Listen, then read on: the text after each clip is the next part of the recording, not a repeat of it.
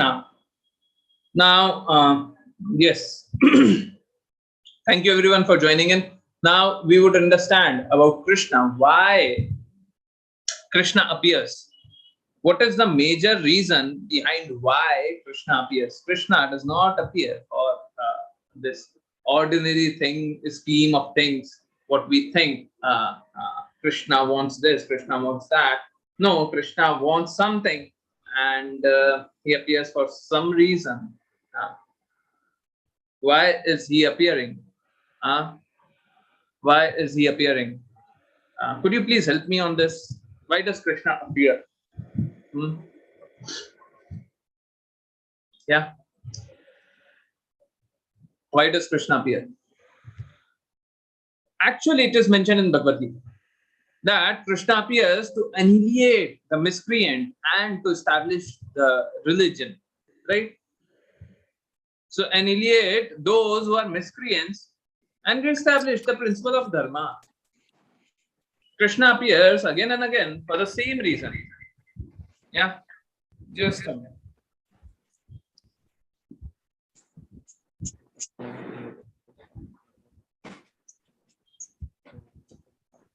Hare Krishna. Yeah. So Krishna appears again and again for the same reason. But most important reason is one which we often overlook. Actually, the main reason why Krishna appears is not to annihilate miscreants. Krishna can do it in a fraction of a second. Anywhere Krishna can sit and do his work. He does not require to be physically present. Yeah. So why does Krishna appear? Just to share his loving exchange with all of us. Yeah.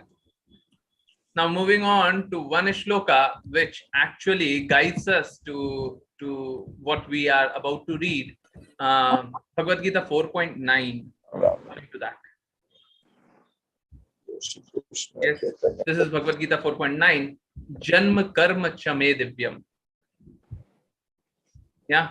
Janma karma cha me divyam evam yoveti tatvatah tyaktva deham punarjanma naeti mameti. So Arjuna, one who knows the transcendental nature of my appearance and activities does not. Krishna is not giving any ifs and buts. Krishna is saying very, very strongly, does not, upon leaving the body, take his birth again in this material world, but attains my eternal abode, O Arjuna. So Krishna appears because he wants to share his transcendental pastime, loving exchange, and Krishna wants every devotee to remember his appearance and activities. Why? Because if we know about his appearance and activities, then we would not be bothered by this material world again. We would transcend to transcendental platform, spiritual platform. And therefore, we will start reading about the advent of Krishna from Srimad Bhagavatam. This is a special session today. And we would go fast in reading this. So this is chapter 10, and we are reading fast, very fast. The advent of Lord Krishna, introduction. The summary of the first chapter is as follows. This chapter, just a minute. Yeah. This chapter describes how Kamsa, frightened to hearing an omen about his being killed by the eighth son of Devaki, killed Devaki's son one after another. When Sukdev Goswami finished describing the dynasty of Yadu as well as the dynasty of moon god and sun god, Maharaj Parikshit requested him to describe Lord Krishna, who appeared with Baladeva in the Yadu dynasty, and how Krishna performed his activities within this world.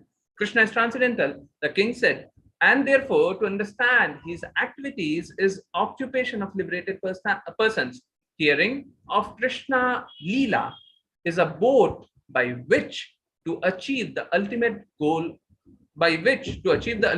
of life. So what we are about to read, we would get ultimate goal of life.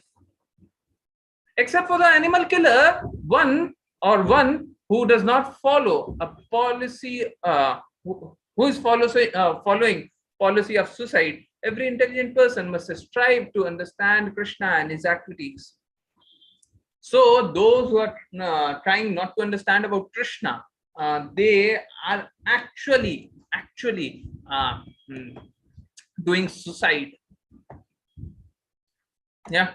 uh, uh, Animal killer are lower consciousness people, again they are doing suicide only, and those who are doing personal suicide, they are doing their own suicide. Krishna was the only worshipable deity from the Pandavas. When Maharaj Parikshit was in the womb of Mother Uttara, Krishna saved him from the attack of Brahmastra. Um, Now, Maharaj Parikshit asked Sukdev Goswami how his lordship Baladeva, the son of Rohini, could have appeared in the womb of Devaki. Why did Krishna transfer himself from Mathura to Vrindavan? King Parikshit asked, and how did he live there with his family members? And what did Krishna do in Mathura and Vrindavan? And why did he kill his maternal uncle Kamsa? For how many years did Kamsa reside in Dwarka, and how many queens did he have? Maharaj Parikshit and Sukdev Goswami, all Maharaj Parikshit asked Sukdev Goswami all these questions. He also requested Sukdev Goswami to describe other activities of Krishna about which he could not inquire. When Sukdev Goswami began to speak about Krishna consciousness, Maharaj Parikshit forgot the fatigue about by his fasting. Enthusiastic to describe Krishna, Sukdev Goswami said, like the waters of the Ganges, description of the activities of Krishna can purify the entire universe. Our life objective is to purify ourselves. And who can purify? Sukdev Goswami is answering, only Krishna. The speaker, the inquirer, the audience all become purified. Once, when the entire world was overburdened by increasing military powers of the demons in the form of kings, Mother Earth assumed the shape of the cow and approached Lord Brahma for relief. Sympathetic to Mother Earth's lamentation, Brahma, accompanied by Lord Shiva and other demigods, took cow-shaped Mother Earth to the shore of the Milk Ocean, where he offered prayers to please Lord Vishnu, who lay there on an island in transcendental ecstasy. Brahma thereafter understood the advice of Mahavishnu, who informed him that he would appear on the surface of the earth to mitigate the burden created by the demons. The demons, along with their wives, should appear as they associate. The demigods, along with their wives. So, what happens whenever Krishna comes? These demigods come before them, so that whenever a king would come, the arrangement would happen even earlier, right? So whenever Krishna would come, these demigods would come and arrange each and everything for Krishna. The demigods, along with their wives, should appear as associates of Lord Krishna in the family of Yadu to increase the son and grandson in that dynasty. By the will of Lord Krishna, Anantadeva would appear first as Balrama, and Krishna's potency Yogamaya would also appear. Brahma informed Mother Earth about all this, and then they returned to their own abode. After marrying Devaki, Vasudev was returning home with her on the chariot driven by Kamsa, her brother, when an ominous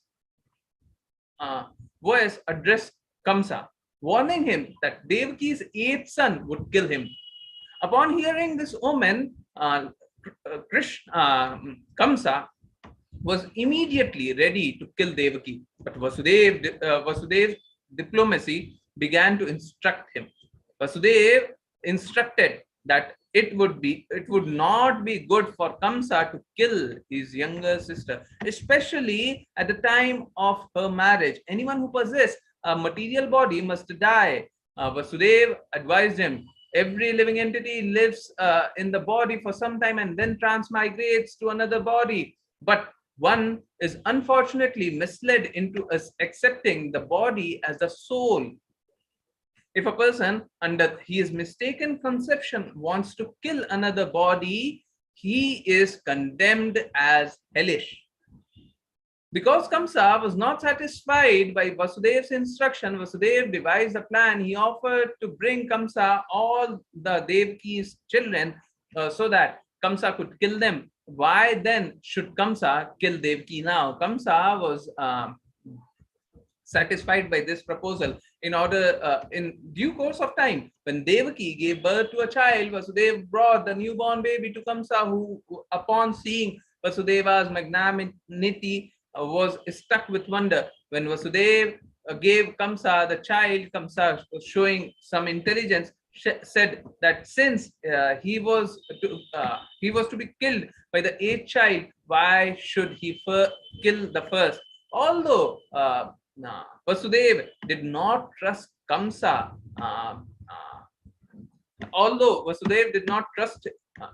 him, Kamsa requested Vasudev to take the child back. Later, however, this is the act of a demoniac person. Later, however, after Narada approached Kamsa and disclosed to him that the demigods were appearing in the Yadu and Vrishni dynasty and conspiring to kill him, Kamsa decided to kill all the children born in these families, and he also decided that any child born from the womb of Devaki must be killed. Thus, he arrested and imprisoned both Devaki and Vasudeva and killed 6 of their sons, one after another. Narada had also informed Kamsa that in his previous birth, Kamsa was Kalnemi, the demon killed by Vishnu. Consequently, Kamsa became a great enemy of all the descendants of Yadu Vamsa, the Yadu dynasty. He even arrested and imprisoned his own father, Ugrasena, for Kamsa wanted to enjoy the kingdom alone. Krishna has threefold pastime: the Vraj Leela, Mathura Leela, and Dwarka Leela. As mentioned in the 10th canto of Srimad Bhagavatam, there are 90 chapters which describes all these Leelas. First 4 chapters describe Brahma's prayer for the relief of the earth's burden, and they also describe the appearance of Supreme Personality of Godhead, chapter 5 through 39 recounts Krishna's pastime of Vrindavan. The 40th chapter describes how Krishna enjoyed the water of Yamuna and how Akrura offered prayers. Chapter 41 through 51, 11 chapters tell of Krishna's pastime in Mathura.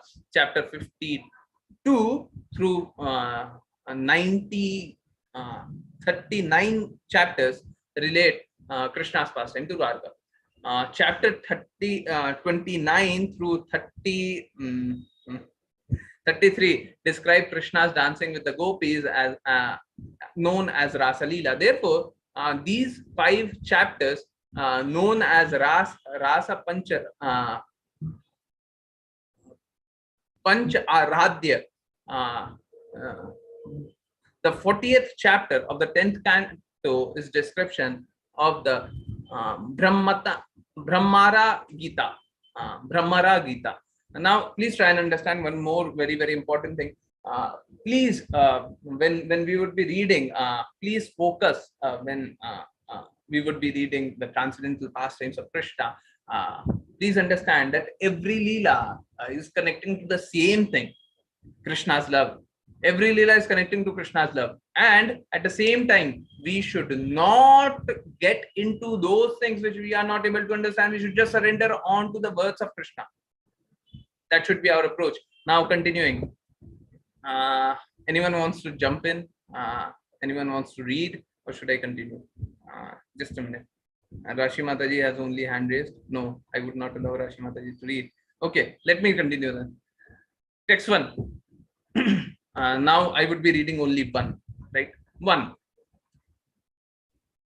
King Parikshit said, "My dear Lord, you have elaborately described the dynasties of both the moon god and the sun god with the exalted and wonderful characteristic of their kings. 2. O best of Munis, you have also described dynasties of Yadu who were very pious and strictly adherent to the religious practice. Now, if you will, please see this.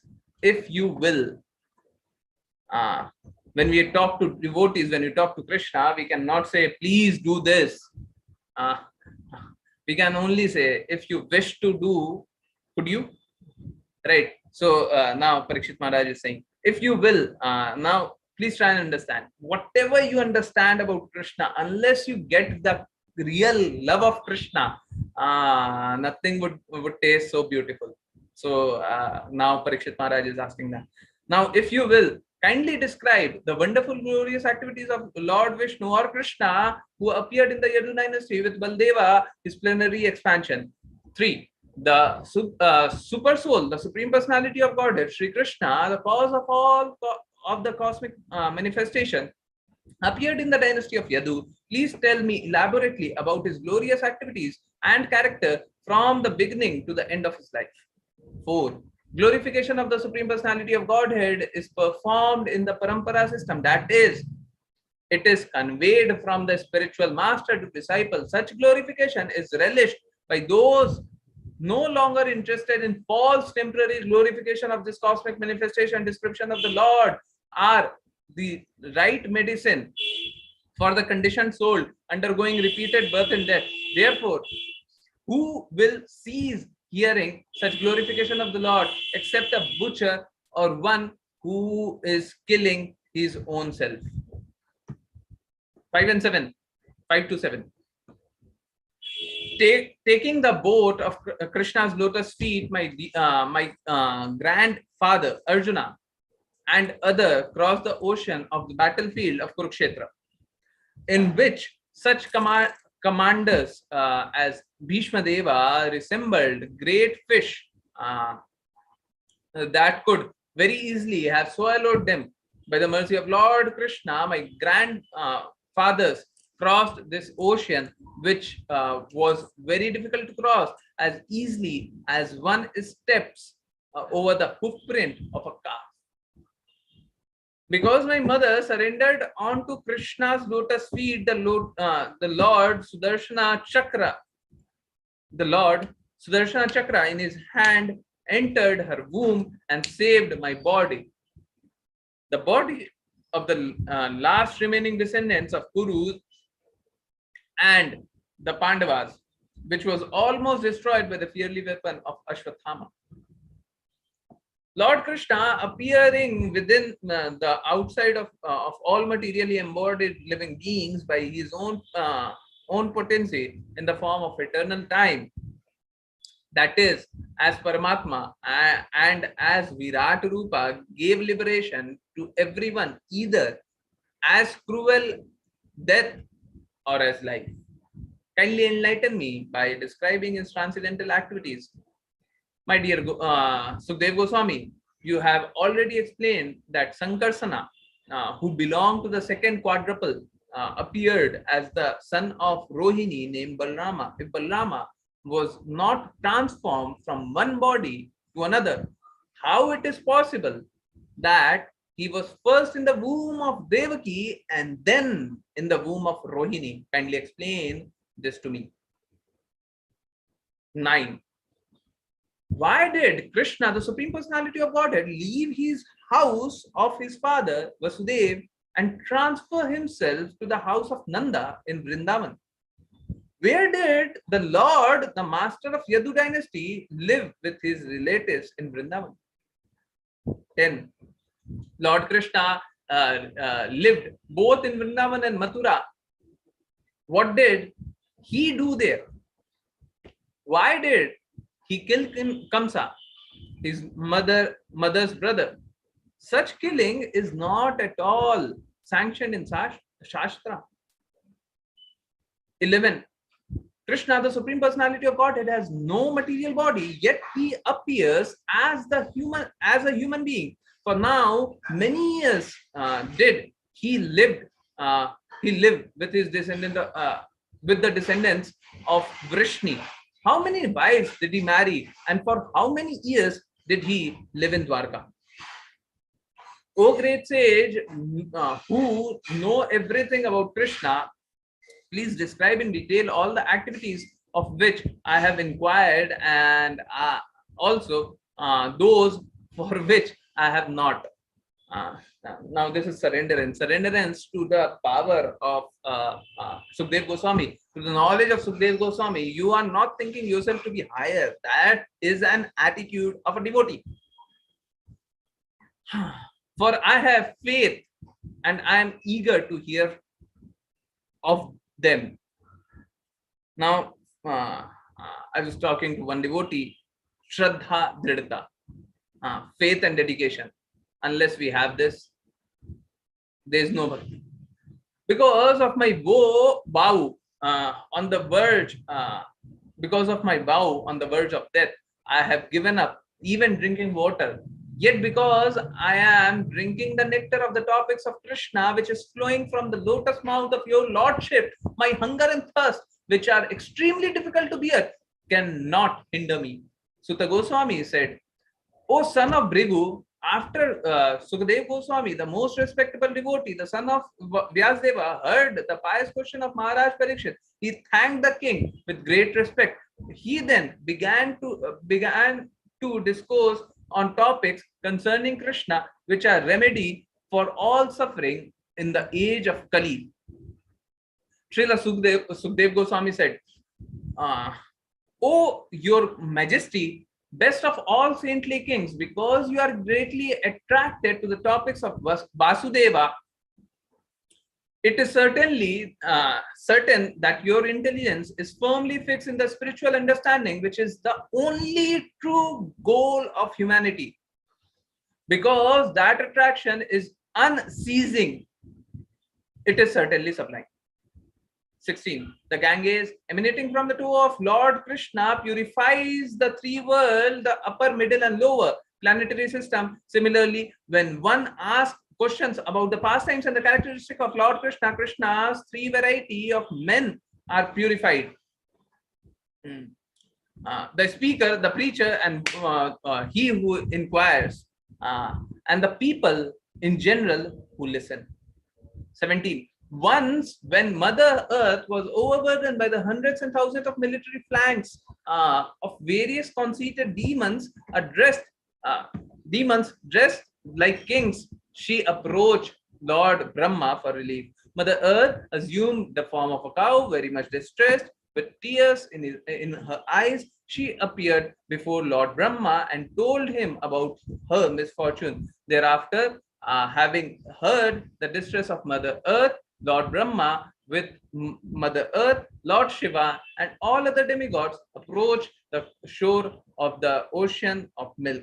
After reaching the shore of ocean of milk, the demigods worshipped the Supreme Personality of Godhead, Lord Vishnu, the Master of whole universe, the Supreme God of all gods, who provides for everyone and diminishes everyone's suffering. With great attention, they worship Lord Vishnu, who lies in the ocean of milk, by reciting the Vedic mantras known as Purusha Sukta.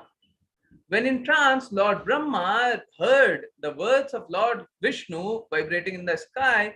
Thus, he told the demigods, O demigod, hear from me the order of Shirodakshay Vishnu, the Supreme Person, and execute it attentively without delay. Lord Brahma informed the demigods before we submitted our petition to the Lord. He was already aware of the distress of earth.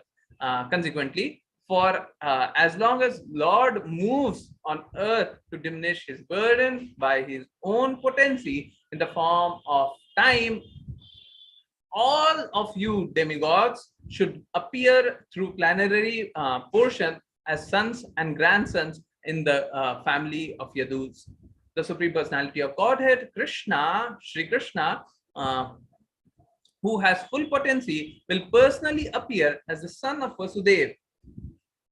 Therefore, all the wives of all of the demigods should also appear in order to satisfy him. The foremost expansion of Krishna is Sankarshna, who is also known as Ananta. He is the origin of all incarnation within this material world. Previous to the appearance of Lord Krishna, his original Sankarshna will appear as Baladeva just to please Lord Krishna, Supreme Lord Krishna, in his transcendental pastime. The potency of Lord known as Vishnu Maya, who is as good as Supreme Personality of Godhead, will also appear with, okay, this is Maya, will also appear with Lord Krishna. This potency, acting in different capacities, captivates all the world, both material and spiritual. At the request of his master, she will appear with her different potencies in order to execute the work of Lord.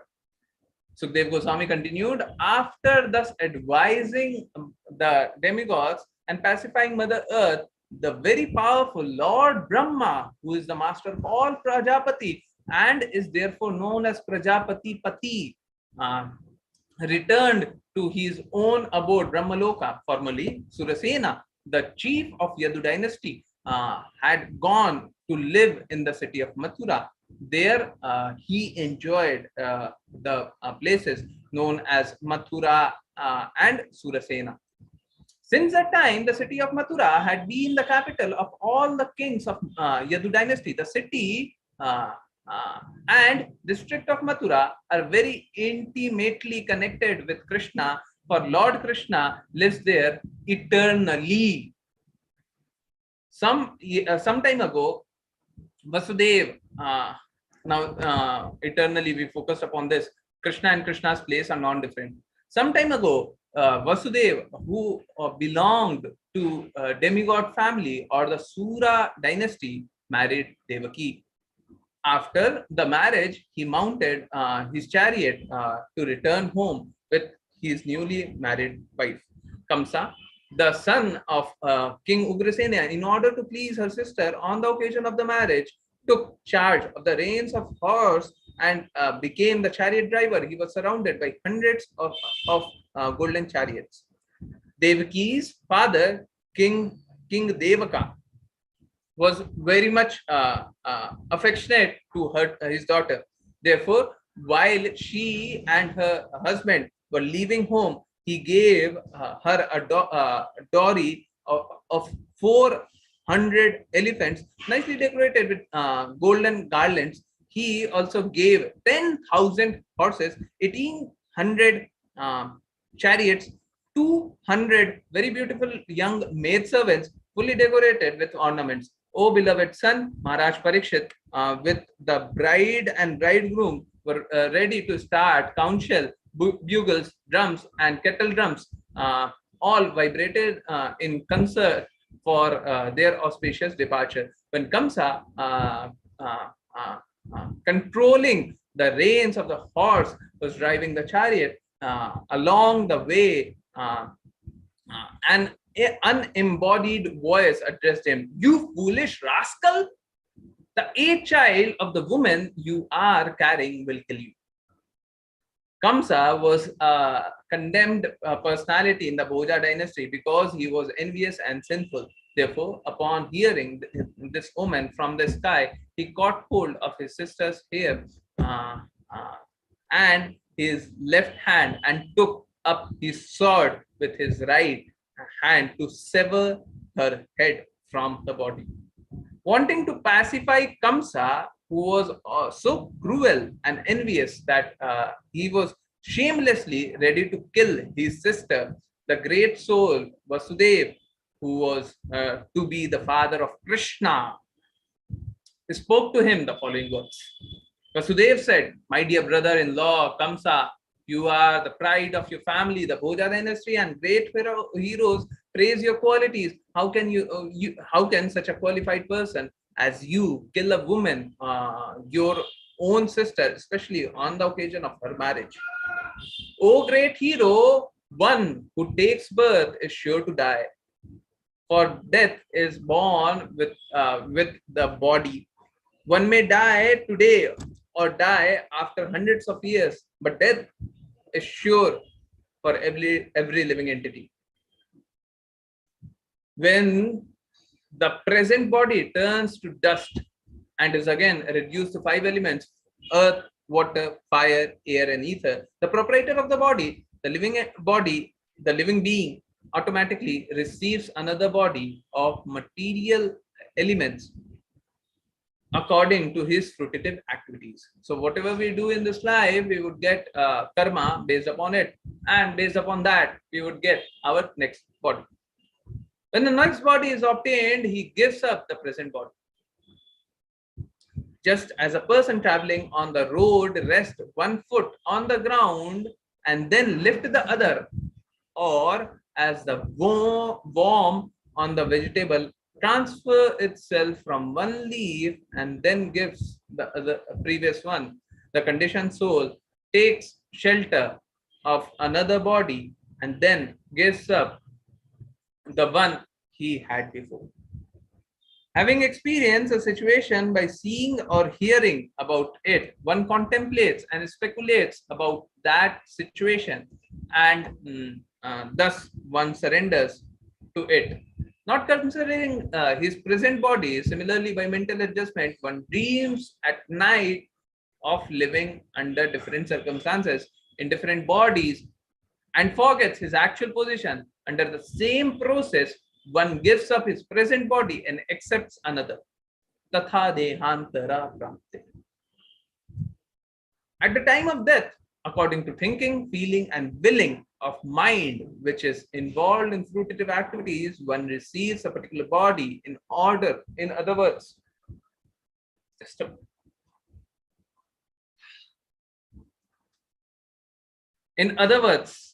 is it?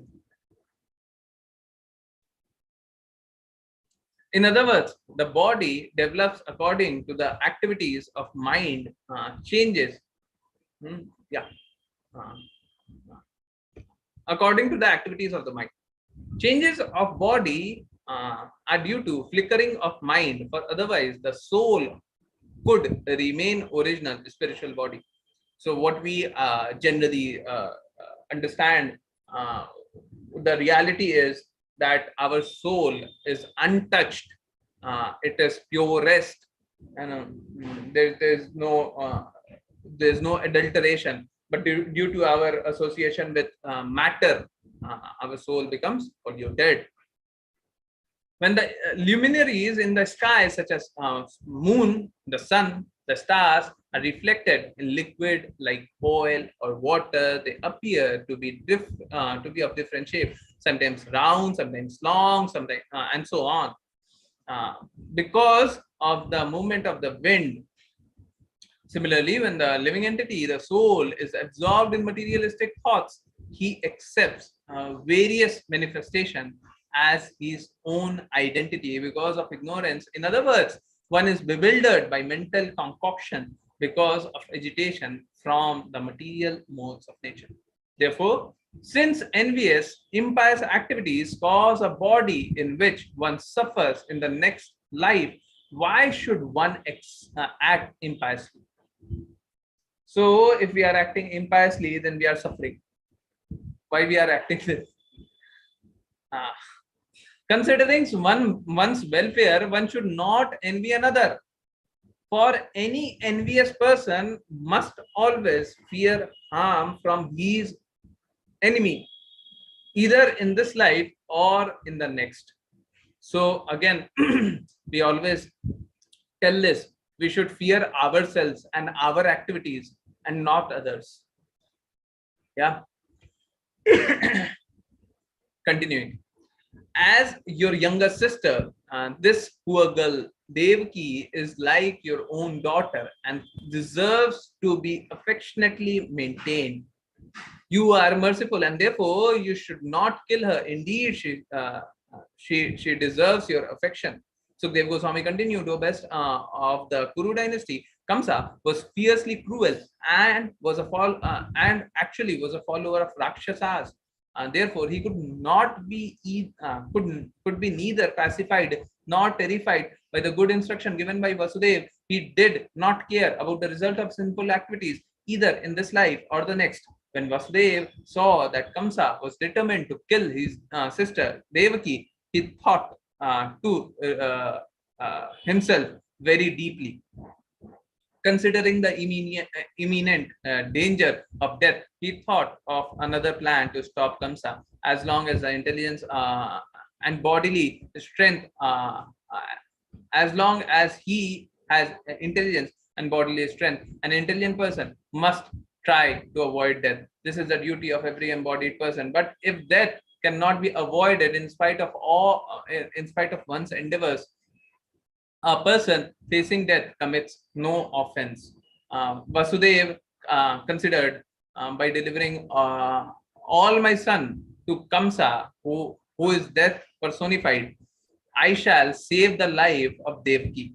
Perhaps Kamsa will die before my sons take birth. Or since he is already destined to die at the hands of my son, one of my son may kill him. For the time being, let me promise to hand over my sons so that Kamsa will give up this imminent threat, that if in due course of time Kamsa dies, I shall have nothing to fear. When a fire, for some unseen reason, leaps over one piece of wood and sets fire to the next, the reason is destiny. Similarly, when a living being accepts one kind of body, and leaves aside another, there is no other reason than unseen destiny.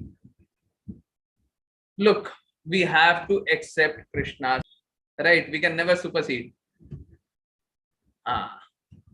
After this, considering the matter as far as his knowledge would allow, Vasudev submitted his proposal to sinful Kamsa with great respect. Vasudeva's mind was full of anxiety because his wife was facing danger. But in order to please the cruel, shameless, and sinful Kamsa, he externally smiled and spoke to him as follows. Vasudeva said, "Oh, best of the sober, you have nothing to fear from your sister Devaki because of what you have heard from the unseen omen.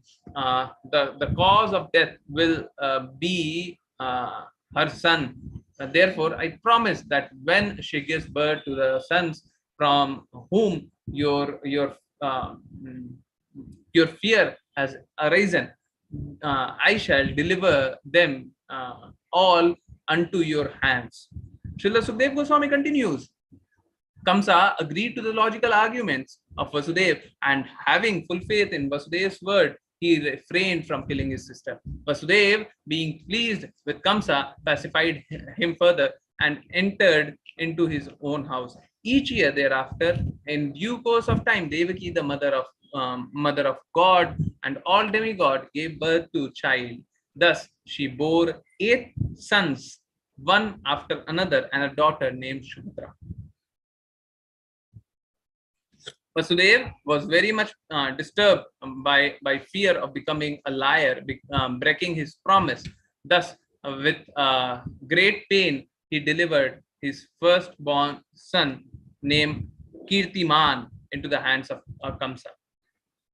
What is painful for a saintly person who strictly adhere to the truth? How could there not be independence for pure devotees who know that the Supreme Lord as a substance? What deeds are forbidden for person of the lowest characters, and what cannot be given up for the sake of Lord Krishna by those who have fully surrendered at his lotus feet? So we have to, this is not an option, this is not a choice. We have to surrender each and everything for Krishna. Without exception, we have to surrender each and everything for Krishna. Yeah, this is the real test. Now Vasudev is feeling like I would be cheating someday. I would be cheating Kamsa someday because my 8th child would kill Kamsa. This is omen has been made. This warning has been made. This is going to be true. But I promised that I would give all my child. I would not be giving Krishna to him. That child who would kill him, I would not give him. This is going to be true. Now Vasudeva is a man of his words. He could not decline his own words, but he has to decline.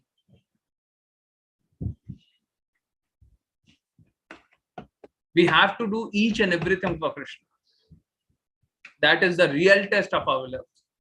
My dear King Parikshit, when Kamsa saw that Vasudeva being situated in truthfulness was completely equipoised in giving him the child, he was very happy. Therefore, with a smiling face, he spoke as follows: "Oh Vasudeva, you may take back your child and go home. I have no fear with your first child. It is your 8th child of you and Devaki I am concerned with, because that is the child by whom I am destined to be killed." Vasudeva agreed and took his child back home. But because Kamsa had no character and no self-control, Vasudeva knew that he could not rely on Kamsa's word. The inhabitants of Vrindavan, headed by Nanda Maharaj and including the associate of cowherd men and their wives, were none but denizens of the heavenly planet. O Maharaj Parikshit, best of the descendants of Bharata, and so too were the descendants of the Vrishni dynasty, headed by Vasudeva and Devaki, and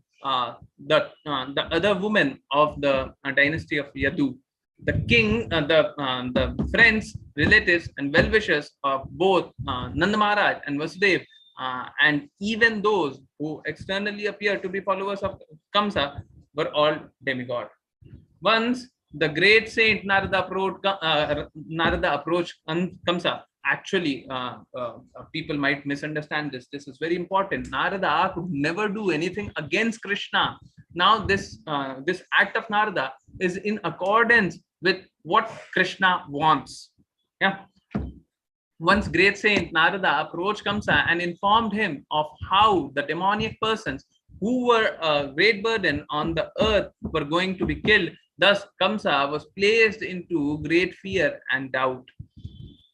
After the departure of the great saint Narada, Kamsa thought that all the members of the Yadu dynasty were demigod, and that any of the children born from the womb of Devaki might be Vishnu. Fearing his death, Kamsa arrested Vasudeva and Devaki and chained them both in iron shackles. Suspecting each of the children of Vishnu to be Vishnu, Kamsa killed them one after another because of the prophecy that Vishnu would kill him. Kings greedy for sense gratification on this earth almost always kill their enemy indiscriminately to satisfy their own whims. They may kill anyone, even their mothers, fathers, brothers, or friends. In his previous birth, Kamsa had been a great demon named Kalnemi and been killed by Vishnu. Upon hearing the information from Narada, Kamsa became envious of everyone connected with the Yadu dynasty. Kamsa, the most powerful son of Ugrasena, even imprisoned his own father, the king of the Yadu Bhoja and Andhaka dynasty, and personally ruled the states known as Surasena.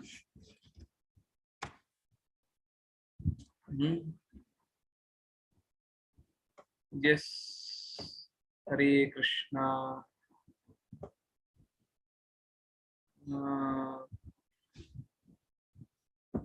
Should we continue? What is the time? Let Krishna come. Yeah, let's see how far can we read. Or let me do one thing. Yes, as described in this chapter, when the Supreme Personality of Godhead entered the womb of Devaki to kill Kamsa, all the demigods understood that the Lord was living within Devaki's womb, and therefore, in veneration, prayer, they offered him Garbha Stuti prayers. So everyone was praying to Devaki, right? every demigod was coming and praying to Devaki. Kamsa, under the protection of his father-in-law Jarasanga, uh, uh, and with the help of demonic friends like Pralamba, Baka, Chanura, Trinvata, Aghasura, Mushtika, Bana, Bhamasura, began oppressing the members of the Yadu dynasty. Therefore, the members of the Yadu dynasty left their homes and sought shelter in such states as Kuru, Panchala, Kekaya, Salvya, and Vidarbha. Only some of them stayed with the Kamsa and nominal friends. After Kamsa killed the Sadgarbha, the sixth son of Devaki, one after another, uh, uh, Anantadeva entered Devaki's womb and who was transferred to the womb of Rohini by manipulation of Yog Maya. Now, Yog Maya does a lot of activities, but simple way, Yog Maya does just one thing. Yog Maya acts upon the instruction of Krishna. Yog Maya, who was following the order of the Supreme Personality of Godhead, the Lord Himself, who was soon to appear as an eighth son of Devaki, ordered Yog Maya to take birth from the womb of Yashoda Devi. Because Krishna and his potency, Yog Maya, appeared simultaneously as brother and sister. The world is full of Vaishnavas and Sakatas. There is certainly some rivalry between them. Vaishnava worship the Supreme Lord, whereas Sakatas worship their desires, worshipping Yog Maya in form like Durga, Badrika, Chandrika. Following the orders of the Supreme Personality of Godhead, Yog Maya transferred Baladeva, Sankarsana, the seventh child of Devaki, from the womb of Devaki to the womb of Rohini. Because Sankarsana appeared in order to increase the love of Krishna, he is known as Baladeva. One may take auspicious strength from him to become a devotee of the Lord, and therefore he is known as Balabhadra.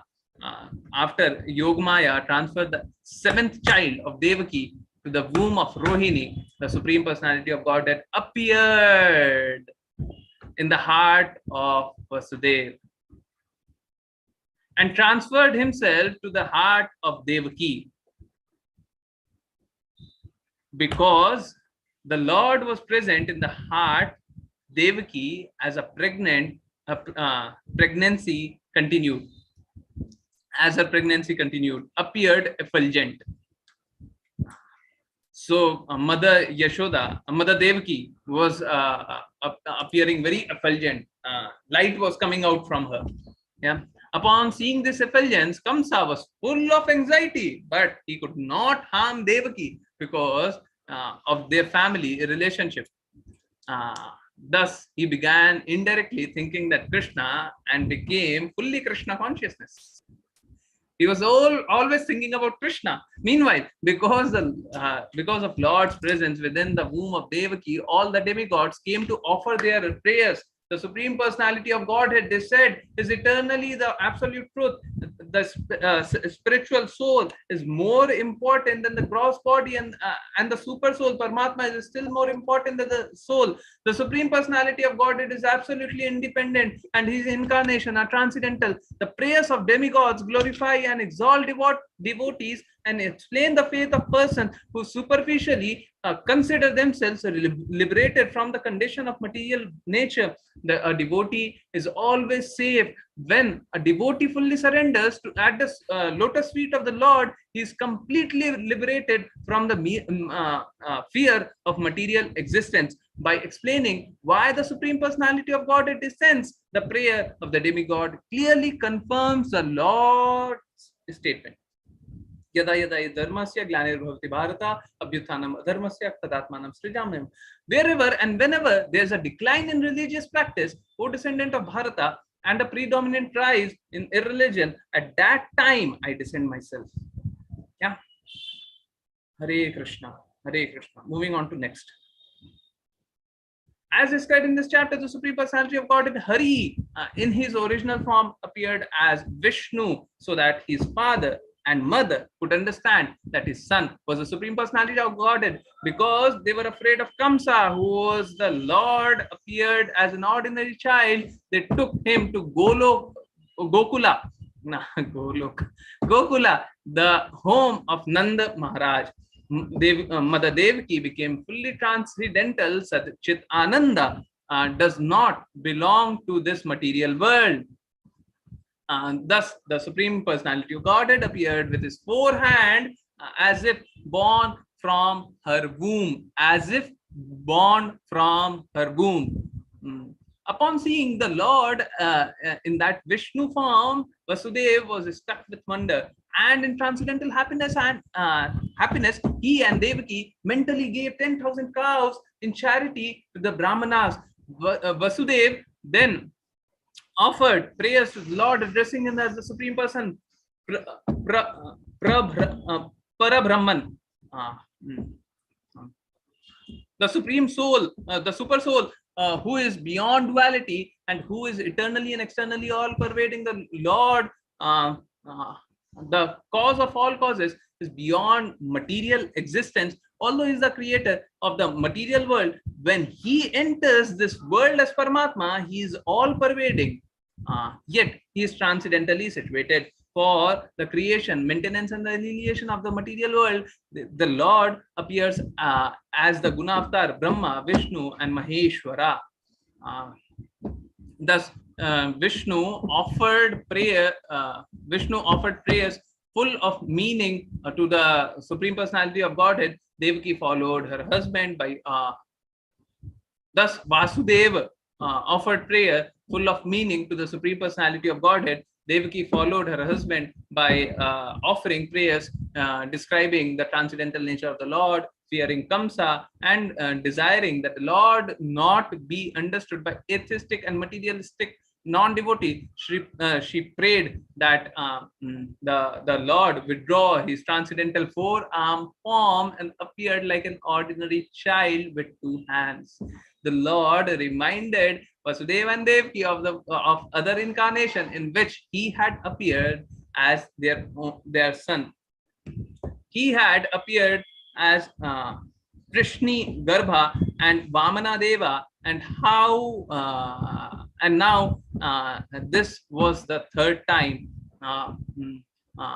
he was appearing as the son of Devaki to fulfill their desire. The Lord then decided to leave the residence of Vasudeva and Devaki in the prison house of Kamsa, and at this very time, Yogamaya took birth as the daughter of Vasudeva. By the arrangement of Yogamaya, Vasudeva was able to leave the prison house and save the child from the hands of Kamsa. When Vasudeva brought Krishna to the home of Nanda Maharaj, he saw that by Yogamaya's arrangement, Yashoda as well as everyone else was deeply asleep.